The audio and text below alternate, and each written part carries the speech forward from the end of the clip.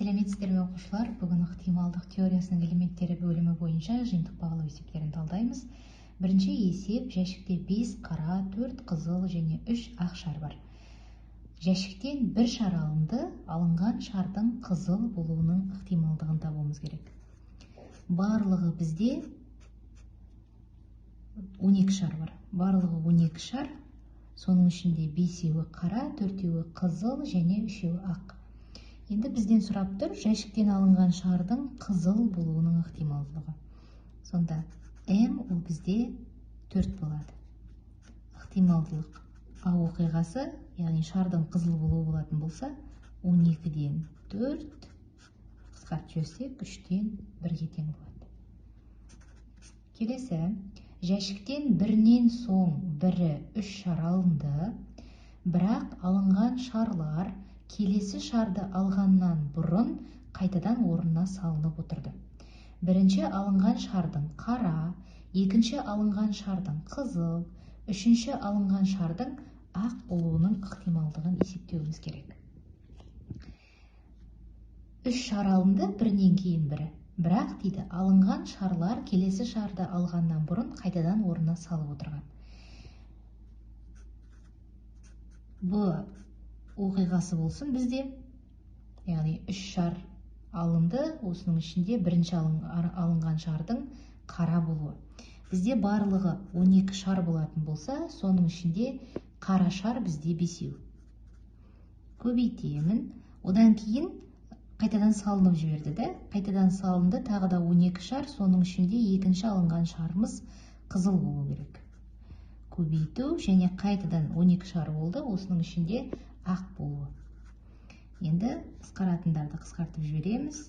12-ден 5, көбейту 3-тен 1, көбейту 4-тен 1. Тең болады. 12-ні 12-ге көбейтем, 144-тен 5. Екінші есеп: радиустары 2 см және 4 см болатын 2 концентрлі, яғни центрлері беттескен дөңгелектер берілген. Үлкен дөңгелек ішінен кездейсоқ белгіленген нүктенің кіші дөңгелекке және осы шеңберлермен шектелген сақинаға тиісті болу ықтималдығы қандай? Мынадай бізге 2 шеңбер берілген, яғни олардың центрлері бірдей. Біреуінің радиусы 2-ге тең, біреуінің радиусы 4-ге тең. Үлкен дөңгелек ішінен кездейсоқ белгіленген нүктенің кіші дөңгелекке тиісті болуының ықтималдығын табуымыз керек. Ол үшін S1-ді мен үлкен дөңгелек деп алайын, S2-ні кіші дөңгелек деп аламын.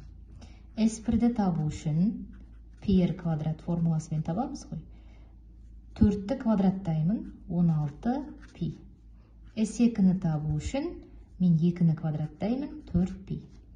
Сонда бірінші кіші дөңгелекке тиісті болу ықтималдығы S2-ның S1-ге қатынасын аламыз.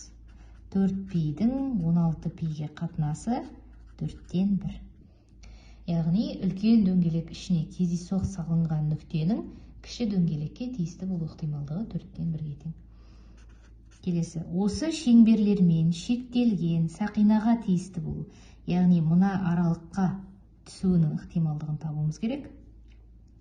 Ол үшін осы жердегі ауданды тауып аламын. Ол ауданды табу үшін S деп алатын болсам, S1-ден S2-ні азайтамын.